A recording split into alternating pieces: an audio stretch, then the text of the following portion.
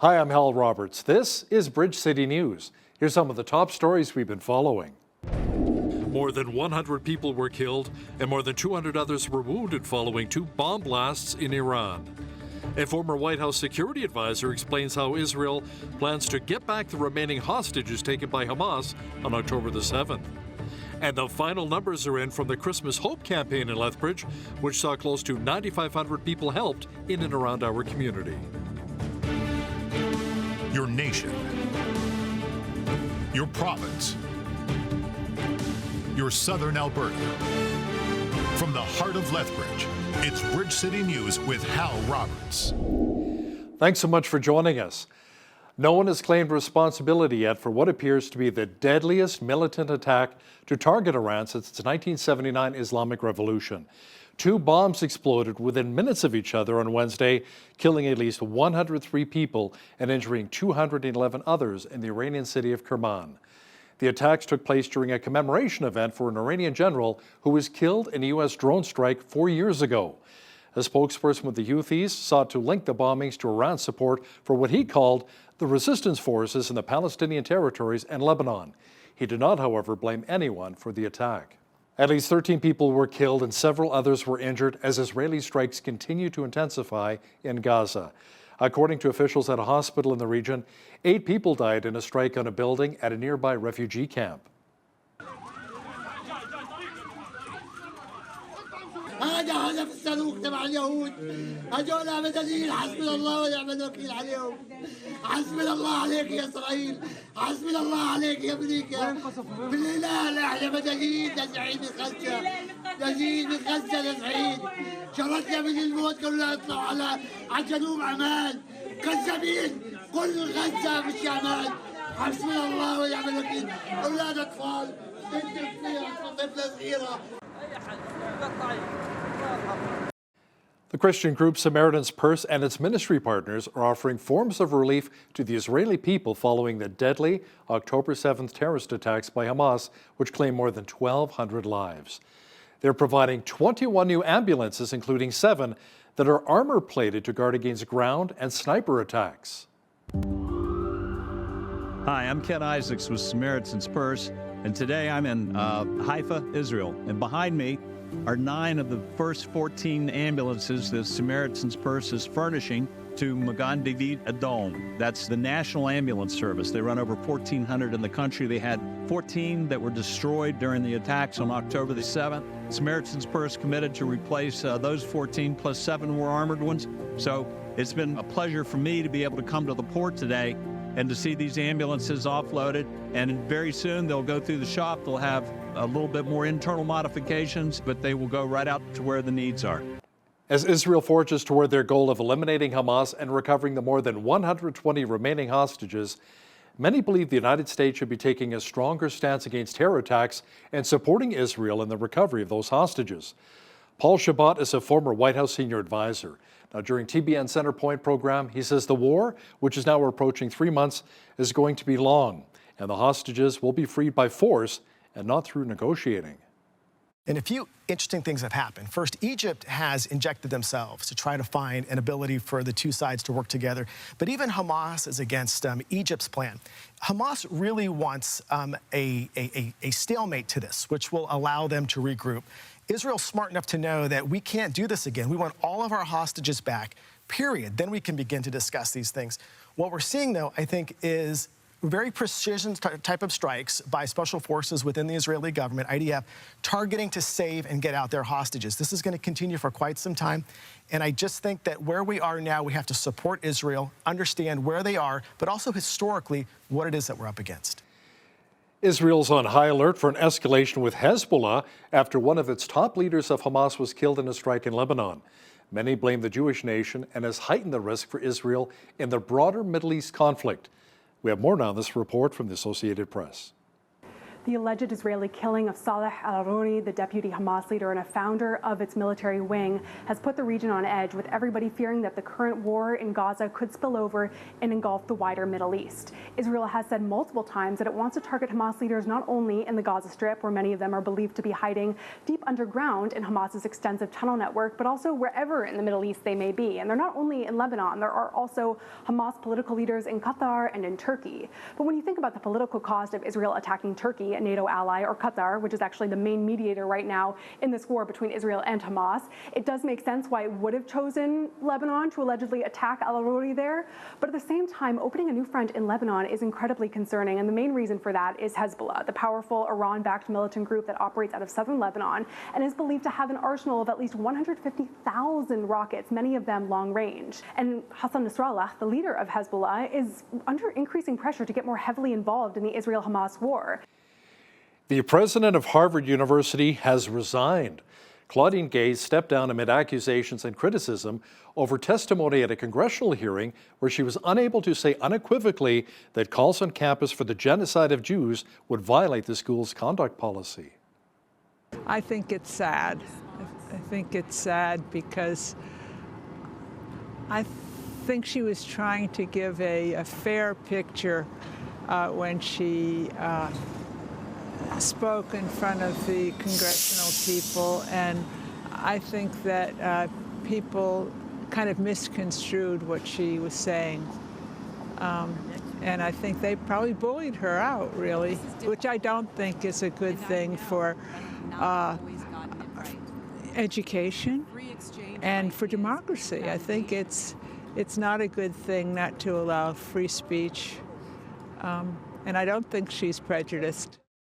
I've been hearing a lot of calls for academic integrity and freedom of speech, which I don't agree with. I don't think this was a question of freedom of speech. So I was kind of surprised to see the resignation today, but again, I'm happy to see it, to be honest. So, yeah. Government officials with the United Arab Emirates helped to negotiate a large prisoner exchange between Ukraine and Russia. Ukraine received 230 prisoners of war in exchange for 248 Russian servicemen who were freed from Ukrainian captivity. Earlier on Wednesday, Russia announced that it also shot down 12 missiles fired at the border city of Belgorod, where a regional governor says the situation remains very intense. Meanwhile, in western Japan, rescuers have been busy removing bodies of those who lost their lives following the devastating earthquake which rocked the island nation on Monday. Emergency officials say more than 60 people died, along with thousands of buildings, boats, and vehicles that were severely damaged. Ishikawa and its Noto Peninsula were one of the most affected areas, having hit with more than 100 aftershocks. The 7.5 magnitude earthquake also triggered tsunami waves, tore apart roads, and sparked a major fire. The regional government announced on Wednesday that the official death toll has reached 62, with more than 300 people injured. The toll is expected to climb as rescuers continue to comb through the rubble. Officials say close to 32,000 residents are now in shelters, and thousands of homes were completely destroyed. Closer to home, there's a new report which says Alberta's economy is expected to slow down to 1.2% growth this year. Now, that's lower than the 2.6% growth we saw in 2023. Our legislative reporter, Tyler Dawson, says a lot of it has to do with high inflation, along with our debt-to-income ratios. Part of the thing that's going to matter here, I think, is when mortgage renewals come up. Obviously, a few percent. If you were one of the people who got an ultra low mortgage rate during the pandemic when you bought your place, and you're now looking at a 5.5% or 6% or 7% renewal rate, that's obviously going to have a pretty significant impact on household finances, debt to income ratio, those things. So I think it's in some ways it's not surprising that there's going to be some economic challenges ahead. It'll also, I suppose, depends on what unemployment looks like, what the oil and gas sector looks like, price of oil internationally. Lots of factors obviously going into the way that GDP turns out at the end of a year. Mr. Dawson will also discuss the fights that the Smith government is picking with the Trudeau government. He'll have details coming up after business news. Motorists in Alberta welcome the new year, with the provincial government reinstating most of the provincial taxes on fuel. That raised gas prices by 9 cents a litre. Now, the price increase is because West Texas Intermediate oil is below $80 US per barrel, currently hovering around $73 US. Al Nelson with CJD Trucking, just outside of Coaldale, says fuel is one of his employer's major costs. He says some of that increased cost is going to be passed on to the consumer. When it raises by, 10%, basically 9-10%, that impacts us. We do have some cushion with the international fuel tax agreement as a federally regulated carrier. We do that, which softens the blow somewhat, as we do get some tax rebates based on the amount of fuel that we purchase within the province of Alberta. So, but again, saying that, it does have an impact, of course, and we have to look at that, and we have a fuel surcharge that we put on our rates in order to help compensate us for the added cost of fuel. Alberta Finance Minister Nate Horner says the remaining 4 cents per litre of provincial fuel tax is expected to return at the end of March. He says that will be reevaluated, however, if the price of crude remains above $80 per barrel per quarter. Lethbridge Police wrapped up their Christmas Check Stop campaign. Police say 16 impaired drivers were removed from our roads over the course of the month-long initiative in December. In 2022, 7 impaired drivers were apprehended, and in 2021 there were 12. Officials say around 1,250 vehicles were checked during the 2023 campaign. The Christmas Check Stop was a collaborative effort involving the LPS, Alberta Sheriffs, RCMP, and the Lethbridge chapter of Mothers Against Drunk Driving. Well, it appears as though the Christmas Hope campaign was a huge success this past Christmas season. The initiative served 3,364 adults along with 6,150 kids. Some of the organizations which took part in Christmas Hope included the folks with My City Care Shop of Wonders, Lethbridge Family Services Angel Tree, both of our food banks here in Lethbridge, the Salvation Army, and Volunteer Lethbridge. Now, speaking of volunteers, those with the Christmas Hope campaign say none of this would have been possible without the help of the 1,386 volunteers who put in almost 12,300 hours of work during the month of December. Way to go. There's an amateur theatre group in Lethbridge that is 100 years old. Playgoers of Lethbridge has been bringing solid entertainment to our region since 1923. The group's president, Elaine Jagelski, says they're always looking for more people to join their team. We mentor, we allow those opportunities where a person doesn't have to start everything from the ground up all by themselves, but they can become involved and they've got that support. So there's someone that can say, all right, here's a budget, or we'll try to find some people and to fill these various roles and so on. Right. So it's a nice supportive atmosphere for individuals who want to become involved or to further their skills, right, even if they're not a beginner. Make sure you catch the full interview with Elaine Jagelski and BCN's Naveen Day coming up later in our broadcast. The brain trust behind the Canadian World Junior Hockey team is reflecting on the tournament in Sweden, which saw Canada lose in the quarterfinals to Czechia 3-2 and came home without a medal. Now, prior to that, Canada made 4 consecutive finals, winning in 2020, 2022, and last year. First of all, the kids, I think they gave it all they could and represented Canada to the best of their abilities, and same with the staff. And so that's important to recognize. But we have the same expectations of ourselves as Canadians do. We expect to be a top 4 team. We don't come to these tournaments to medal, we come to win. And so that's an expectation we have for ourselves. When I look at the success of the program, particularly over the last 4 years, we've been in the Final 4 in a row. We won 3 of those 4. No one else has been able to sustain that. I'm proud of that. I'm proud of our players and our staff for accomplishing that. When I look deeper and I look at our under-17 program, we were able to win this year for the first time, I think, in 11 years. In PEI, we won the Ivan Halink in the summer. So we've got the basis of good teams going forward. I think if this happened, on a consistent basis, more consistent than what you mentioned, I think there'd be concern. And I'm concerned anyways, and so when you don't win, you learn and you go back and you try to improve and do things better. We have the potential with Molendyke to have 8 returnees. That's a huge number for us. And so we'll look to rebound at home in Ottawa next year. Still proud of our boys that represented our country well. The Children's Heart Project arranges critical cardiac surgeries for both boys and girls in countries where operations are not readily available. Now, in this next story, we hear how both children and parents in Bolivia tell how their lives have been transformed through this powerful Christian medical ministry. Cardiopatías congénitas son malformaciones del corazón Los niños, por lo tanto, no van a tener una esperanza de vida a largo plazo. Una vez que ya han recibido la cirugía, ves el impacto que eso ha causado en sus familias.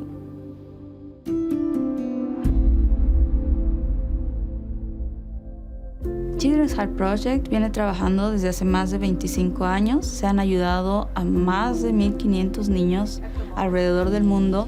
El objetivo principal es poder demostrar el corazón de Dios a estos niños y sus familias que necesitan cirugías de corazón.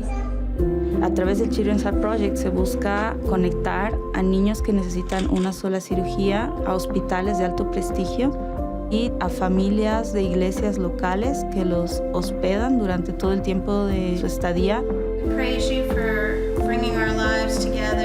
Una vez que ya han viajado, ya han recibido la cirugía, ves el impacto que eso ha causado en sus familias. Les da crecimiento, no solo físico, sino espiritual.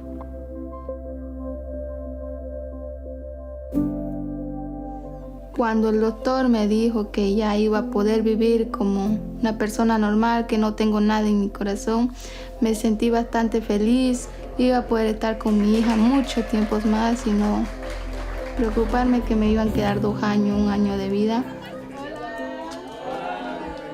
Apoyo espiritual he tenido de Jesús, de estudios bíblicos de aquí que hemos ido. He tenido mucha ayuda.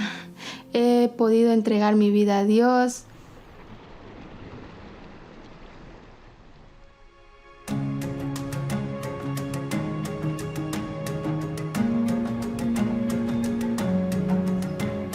Me van a aturar. Me van a operar, no ve, me decía. Y ella decía, sí, hija, pero vas a estar sana después. Dios te va a curar. Y su hermanito ahí complementa, dice, sí, Dios es grande. Dios va a curar a mi hermano.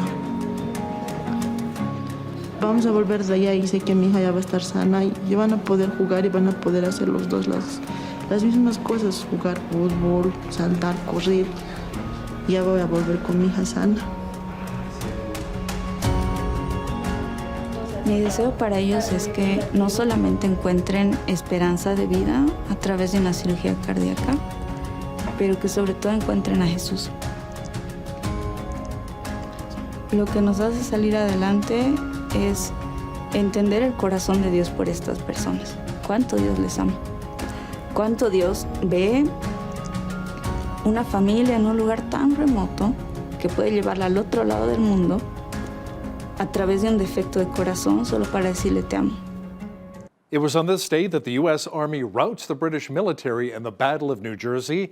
Manuel Noriega surrenders to U.S. forces, and author J.R.R. Tolkien is born. This is Today in History for January the 3rd.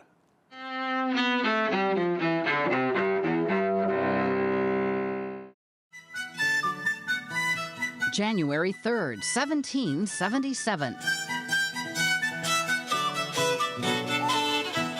During the Revolutionary War, General George Washington's army routs the British in the Battle of Princeton, New Jersey. That follows Washington and his troops crossing the Delaware River and beating the Hessians in nearby Trenton. 1990. Panama's ousted leader, General Manuel Noriega, surrenders to U.S. forces after taking refuge at the Vatican's diplomatic mission. He's later convicted and sentenced to prison in the U.S. for cocaine trafficking, racketeering, and money laundering.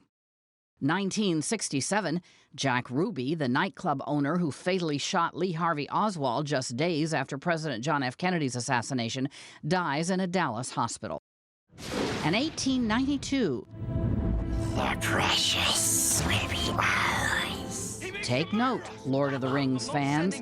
Author J.R.R. Tolkien, creator of the trilogy that found its way to the big screen, is born in South Africa. Today in History, January 3rd. Camille Bohannon, The Associated Press. Quite the movies, wow. Well, we had sunshine mixed with clouds today and fairly mild once again, and the warming trend should continue for much of southwestern Alberta. A full look at the weather picture is coming up.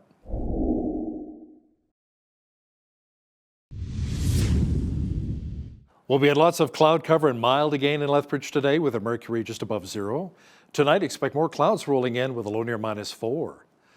Thursday, it should be mainly cloudy with a high expected near 6.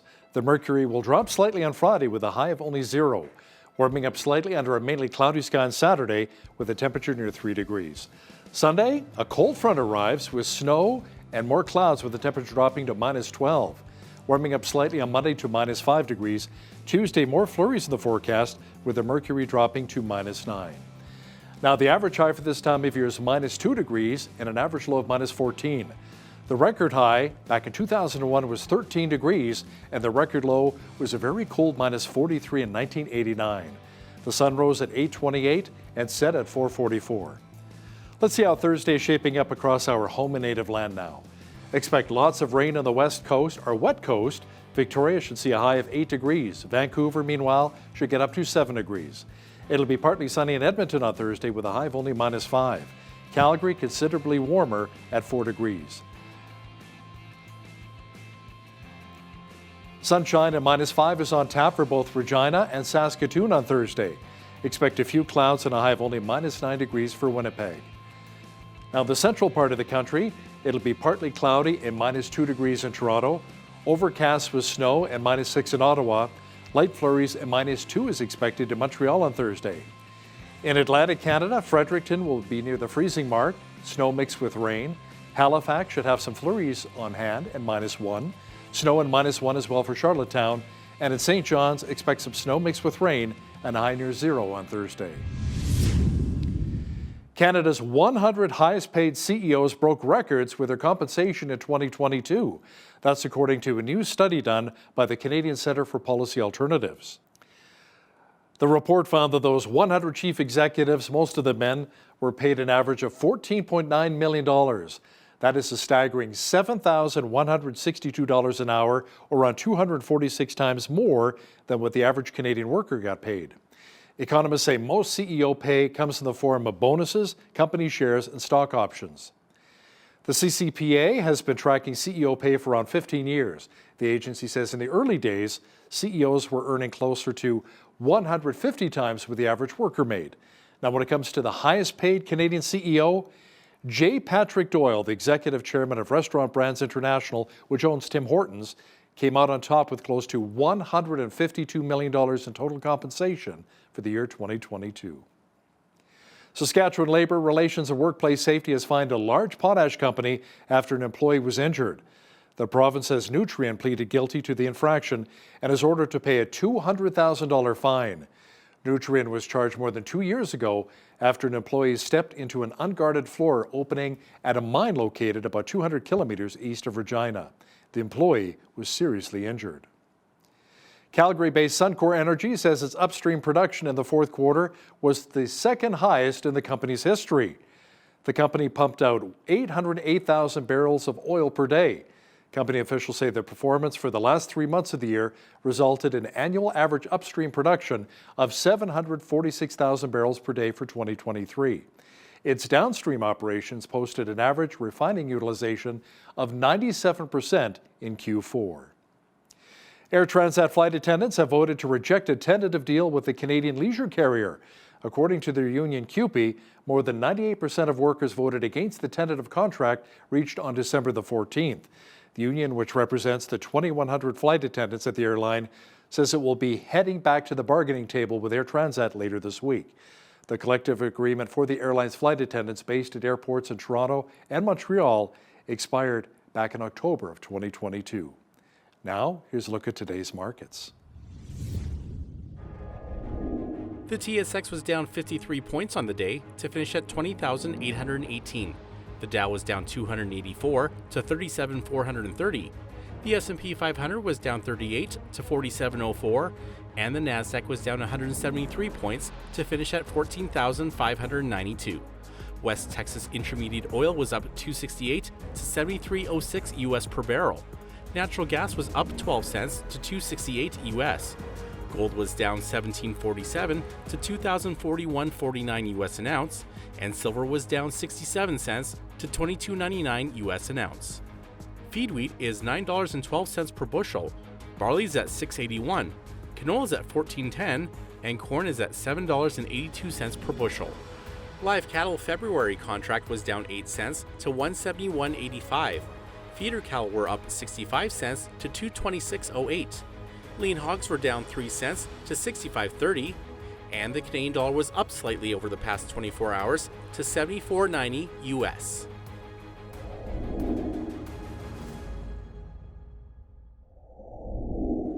Recapping one of our top stories, 2 bombs exploded within minutes of each other on Wednesday, killing at least 103 people and injuring 211 others in the Iranian city of Kerman.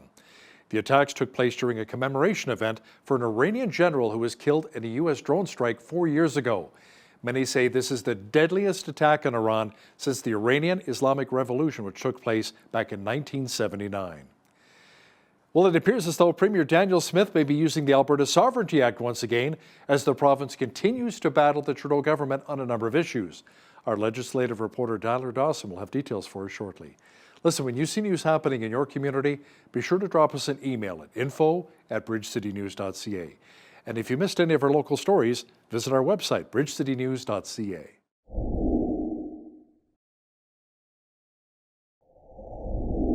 Many here in Alberta have had sticker shock thanks to the recent increase at the gas pumps.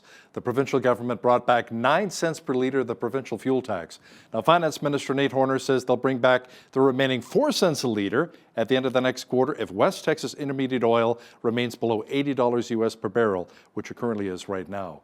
He says they'll evaluate each and every quarter. Now, to chat about this in more detail is our legislative reporter and the Alberta correspondent for the National Post, Tyler Dawson, who joins us once again from Edmonton. Tyler, for the province, it's a reliable source of revenue, but it's still quite the hit for motorists, including many of our truckers. Yeah, absolutely. 9 cents a liter is going to add up pretty quick if you're filling a big tank. And this goes back to about 2 years ago. I think Jason Kenney was still premier, actually, when the gas tax was first dropped as an affordability measure. Brought the price down a little bit when prices were really soaring. And one of the changes that was made in the interim is that it was pegged to the price of oil. So, if oil was selling for $100 a barrel, gas tax would come off. The government is obviously making more money from revenues, royalty revenues, and things like that. If it drops below $80 a barrel, then the tax comes back. So that's the situation we find ourselves in now. And as you mentioned, I think it could go up further if oil continues to drop, if the government takes a look at its finances and wants some more of this sort of stable revenue source, which of course is, that's a much bigger issue in Alberta politics generally, right? We talk about this every election cycle. Should there be a PST, for example, to have a more stable revenue source, get off the royalty roller coaster, all those kinds of things. So this is, a small piece of what I think is a larger discussion that's sort of always ongoing in Alberta politics. But there's obviously the financial side that we addressed. Obviously, this will cost people, several $100s, I think, per family over the course of a year is what the estimate looks like. But there's also the politics of it. Very hard for a government to raise taxes and not suffer some sort of blowback from it. And it's also put Rachel Notley and the New Democrats in the position of being able to say, look, if we were in government, the tax would stay off. Gas prices would be cheaper if we were around. Did you vote for Danielle Smith to raise your taxes? Tyler, during one of her year-end interviews, Premier Danielle Smith talked about the potential of selling beer and wine at convenience stores. Now, that'd be following in the footsteps of Doug Ford and the Ontario PCs. It would be. And, Ontario is a very different situation coming into this decision because, of course, most beer, wine, liquor sales were happening through the LCBO or the beer store that's owned by the 3 big brewers. They have allowed beer and wine sales, I believe, in grocery stores for several years. And actually, in some rural parts of the province, you basically already had convenience store liquor stores. So obviously a change happening in Ontario, but very different sort of background to it than what it would be in Alberta. We have lots of private liquor stores. They're all private liquor stores, actually. Many of them mom and pop shops, and they're also sort of everywhere. So, I saw the interview where she made that statement, and I thought, I wonder how much that would actually change. I think I've got about 3 liquor stores within 3 or 4 blocks of my place. So maybe there'd be another one even closer. But anyways, Danielle Smith is in favor of this. I think it probably fits with her sort of libertarian politics that she's had for a very, very long time. And she's asked the Ministry of Red Tape Reduction to look into it. So is a thing that could be happening. What does the timeline look like? How much actually changes? Of course, these are always sort of open questions, but certainly an interesting little tidbit to come out of her sort of round of year-end interviews that she did. You know, you're right. We see a liquor store and a Tim Hortons just about on every corner here in Alberta. Now, Tyler, you recently chatted with Premier Smith about the Compassionate Intervention Act. Now, this is the legislation that would allow a judge to force a person into addictions treatment. Now, you say part of the challenge is trying to build it in a way that it will resist a court challenge? Yeah, it's almost certain to face a court challenge. Does that violate a person's rights to force them into drug treatment, for example?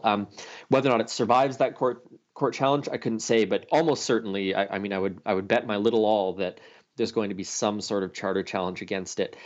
So there's the legal side of it. The other logistical issue that really comes up is, do we have the facilities for these people? When you talk to addictions medicine people and professors and things like that, what they often say is, look, I'd love to get more people into voluntary treatment, but we just don't have the bed space, just don't have the experts, things like that.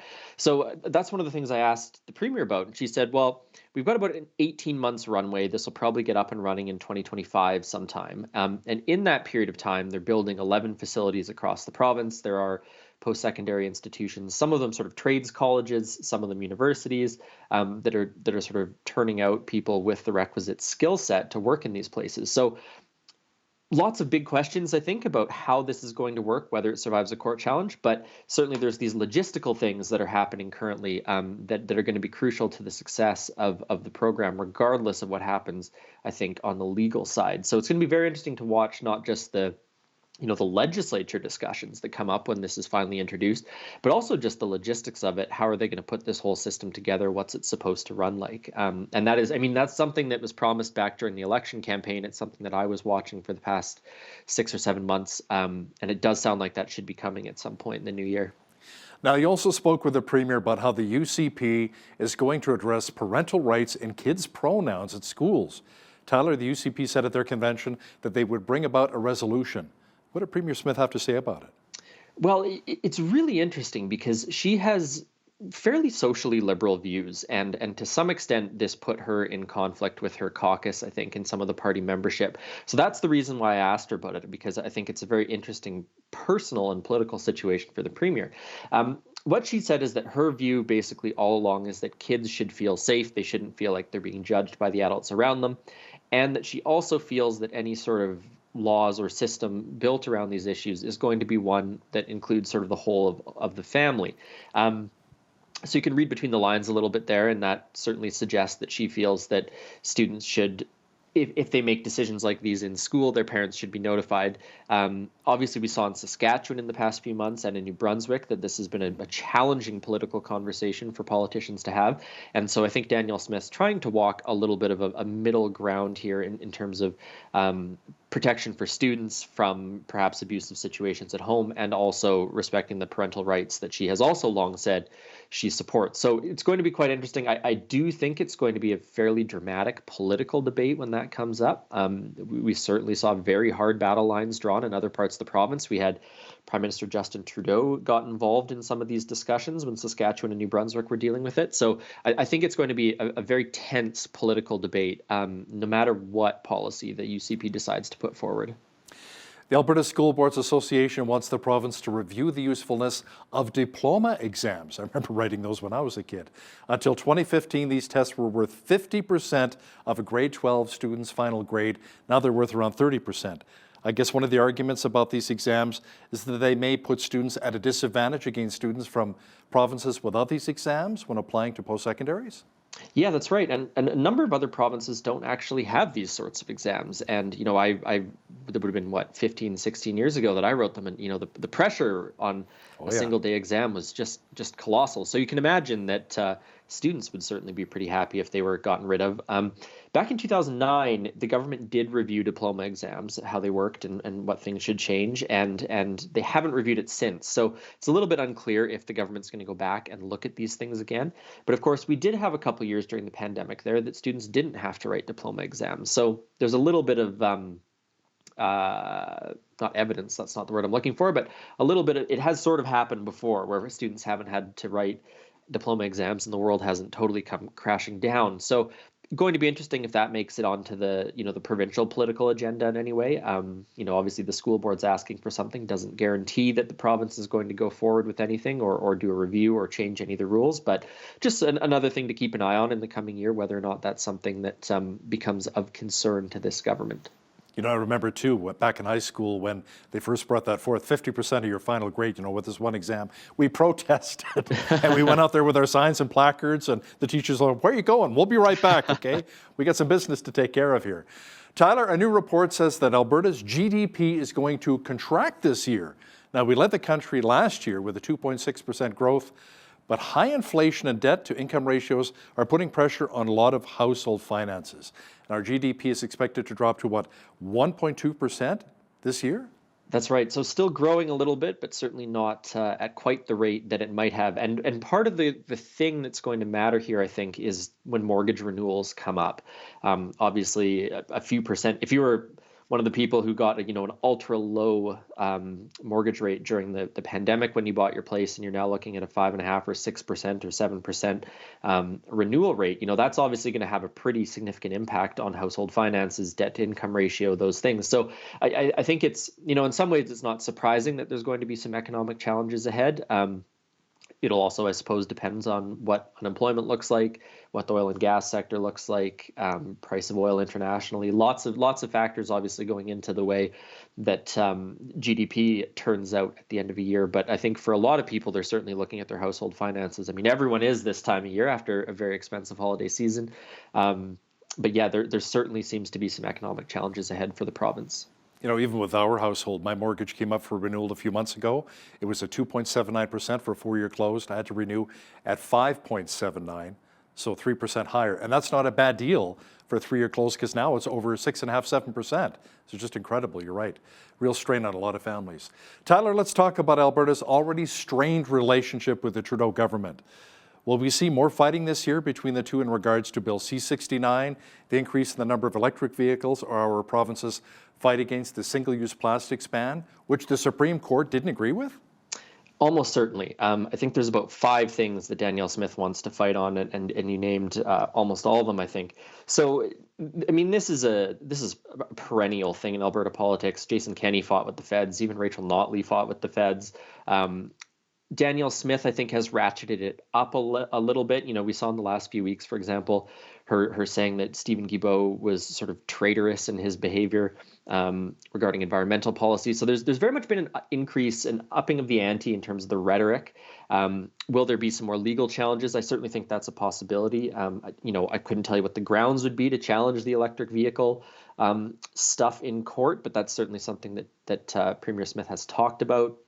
So we're absolutely going to see, I think, more rhetoric, more butting of heads with Ottawa over the next year.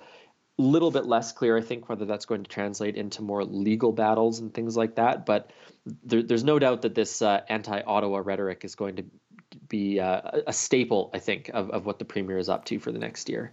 How about more instances of bringing forth the Alberta Sovereignty Act? Could we see that? Well, it's a good question, right? Because it's only been used the one time, and that was on the electricity regulations. So I guess the question sort of becomes, what are the issues that the UCP might be really upset about? And also, what are the issues that they think the Alberta Sovereignty Act could be used on, in the sense that what the Act does basically is allow provincial entities, bureaucracy, things like that, to not cooperate with the implementation of federal policy. So, on something like the electric vehicle rules, what role does the province even have in that they could maybe step away from? So I think they may use it as more of a symbolic gesture in some of these cases. The practicalities have always been a little bit less clear, perhaps, than the rhetorical benefits of the legislation. So I think there will be lots of talk of it. I certainly think people will be asking the Premier why she's not using it on various issues. Does it get used? What effect will it have? That, I think, is a lot less clear. It sounds like we may be seeing an Alberta NDP leadership race sometime this year, Tyler. Party leader Rachel Notley has been a little cagey about when she may actually resign, but it is expected to happen at some point in time. Who would be some of the contenders? Would it be maybe Sarah Hoffman, David Shepherd, Kathleen Ganley? What are your thoughts? Yeah, those are sort of three of the names that I hear bounced around. I don't think there's any clear front runner yet. I mean, obviously it would be a little bit early for that. Not a whole lot of chatter from within the NDP that I've heard on who might be the person that the majority of caucus backs or something like that. But I would expect, we'll see 3 to 6 sort of people enter the race, similar to the size of the UCP leadership race in the summer of 2022. So that is going to come. It'll be very interesting to see what sort of interest there is in that. The NDP had a very, very good election showing in May, even though they lost. Large opposition, real influential part of the political scene right now. And it's going to be very interesting to see not just who runs, not just what interest there is, but then what does the party look like post-Notley? She has been the face of this party, the brand of this party for so long. It's going to be a very interesting time for the Alberta New Democrats. And I'm wondering at the same time if the new leader would take the same approach as Rachel Notley, or maybe change their approach, maybe even become more centrist. What are your thoughts? Yeah, I mean, I guess the question is, where do they think they can make up some of these votes? How many people do they think they can take away from the UCP? How many people do they worry about losing or staying home if they move to the center? So I do think there's going to be some pretty intense sort of backroom conversations for the New Democrats when they try and figure out what's going on here. Be very interesting to see the future of the party. He's our legislative reporter and the Alberta correspondent with the National Post, Tyler Dawson. Tyler, thanks so much for joining us today from Edmonton, and Happy New Year. Thanks. Same to you, Hal.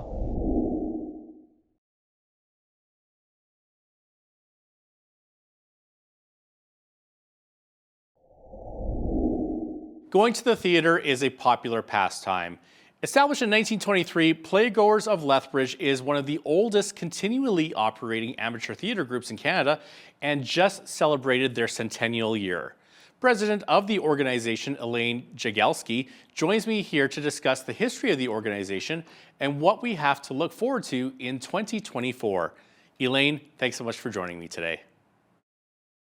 Oh, thank you for having me. This is great. Well, great to have you on here. Happy New Year, and please tell us about all the upcoming plays that the Playgoers of Lethbridge have to look forward to this year.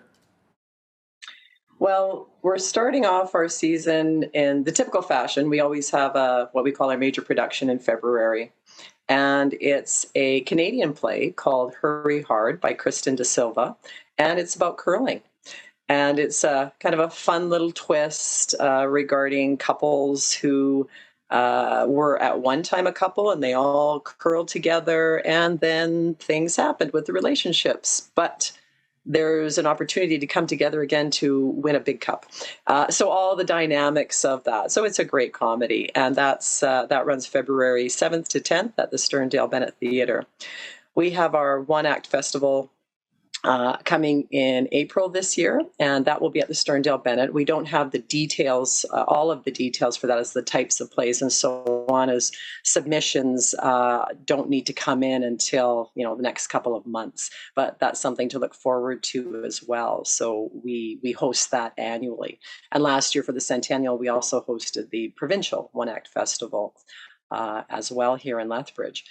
And then in October, we have our dinner theater. And once again, we don't have a specific for that, but something to look forward to. And we've been doing dinner theaters for years and years, even though sometimes there still are people that attend and go, oh, we had no idea, or after the fact, oh, there's dinner theater. And so hopefully more people come to know that if that's something they want to attend or take in, always a good time with that.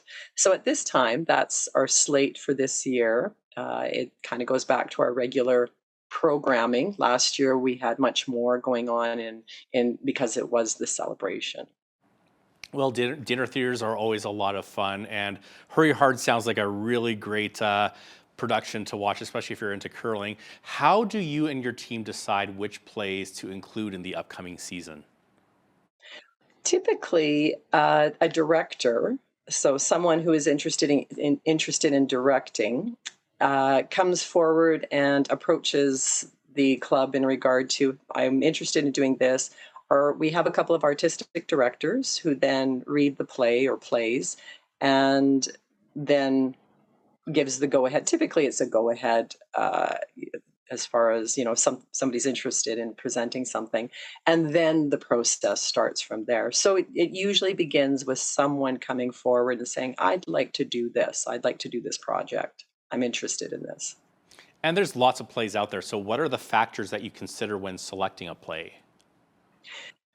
Because we're, part of our longevity is that we've tried to do our best to provide entertainment that is not too risque, that is of interest in various ways. So often it is comedy, and because people tend to enjoy that, right? They just want to go out and enjoy themselves and be able to laugh and just sort of release, right? Not have to think about anything too serious. But we do some serious pieces as well, something that may be of interest or impact, more of a conversation piece. So a few years ago, we did Daisy, I think it was in 2019.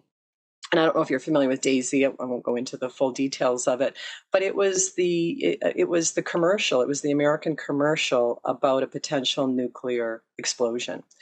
And all of the dynamics of that, of the individuals, the marketing company who came up with that, and sort of the politics of the time and those sorts of things. And it was relevant for what was happening as far as what was going on for us at that time globally as well. So there is a variety, but it tends to be something that maybe is a bit more mainstream in some way, sort of within that spectrum of comedy to something a little more serious and thought-provoking.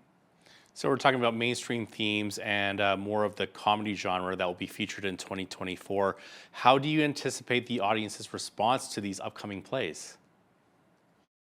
Hopefully, is as it has been, and that is that people will enjoy what we have to offer. And that they they go away feeling good and perhaps discussing whatever it may be, or being able to relate some of those themes or experiences that they've just seen to their own lives, and especially with the Hurry Hard, with it being a curling theme.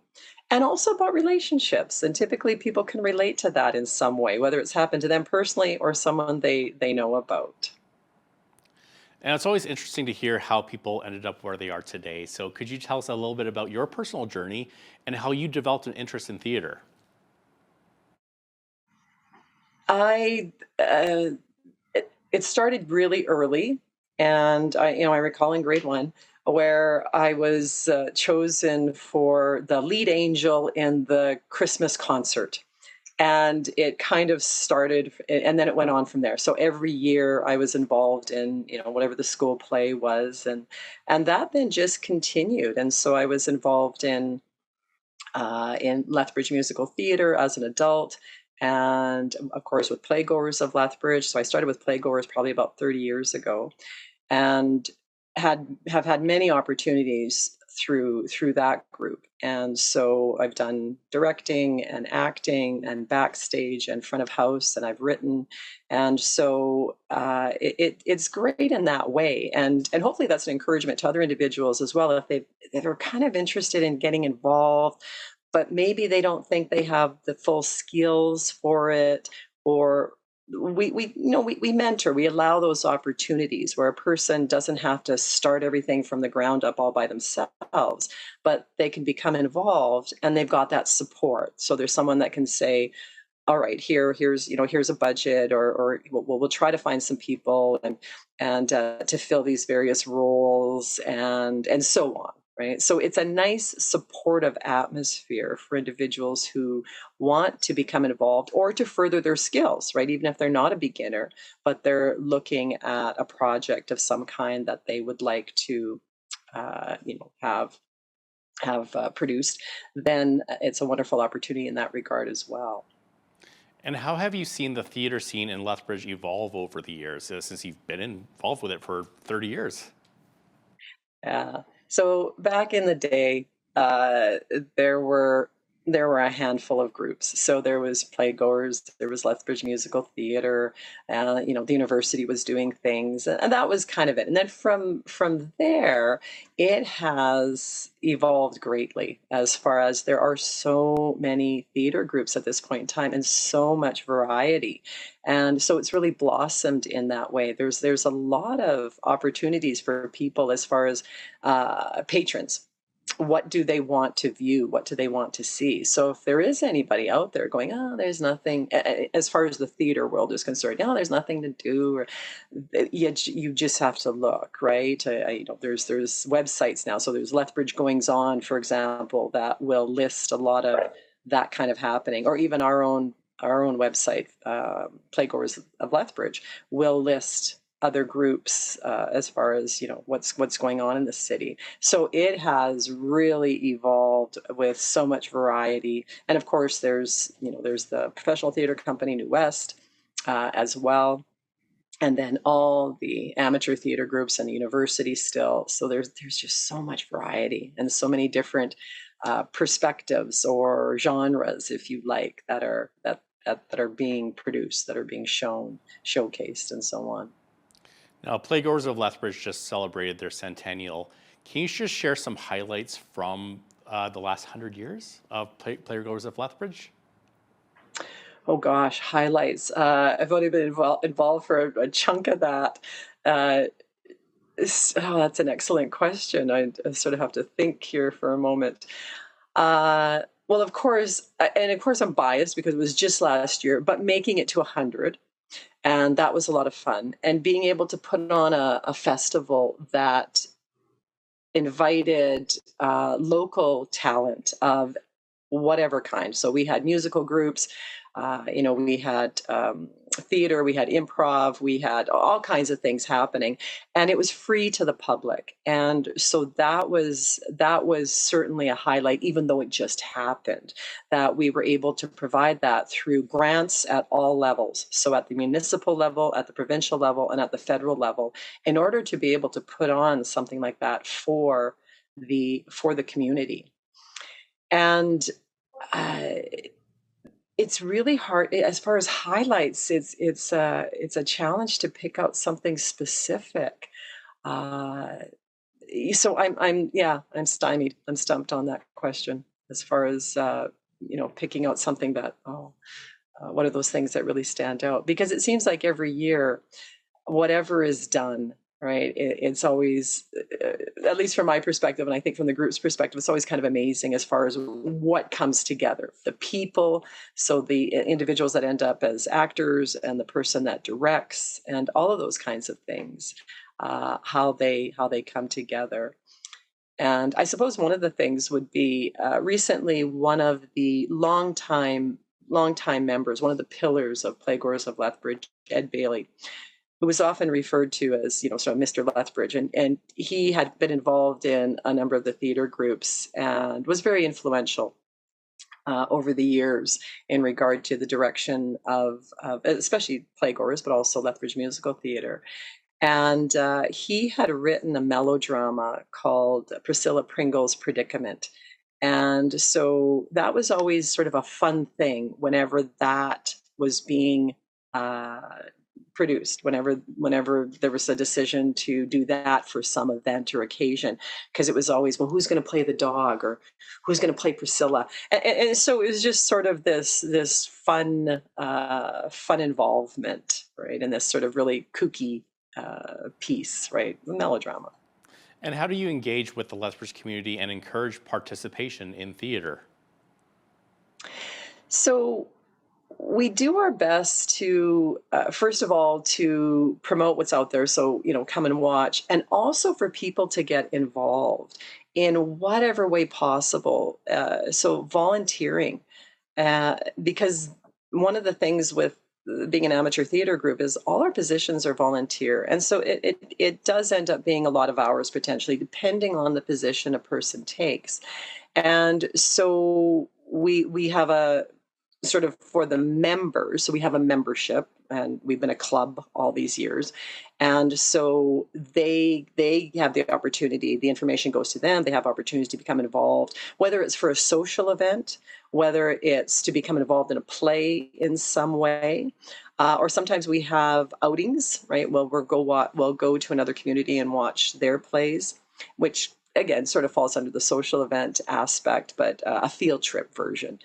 And then, of course, online. So through our Facebook page, Instagram, and on some of the other sites as well, where it will be posted. Here's an opportunity to, for a play that's coming up, or actors needed, or crew is needed. So a stage manager or a props person, or those kinds of things. And so hopefully getting people involved. Another way also is through the One Act Festival.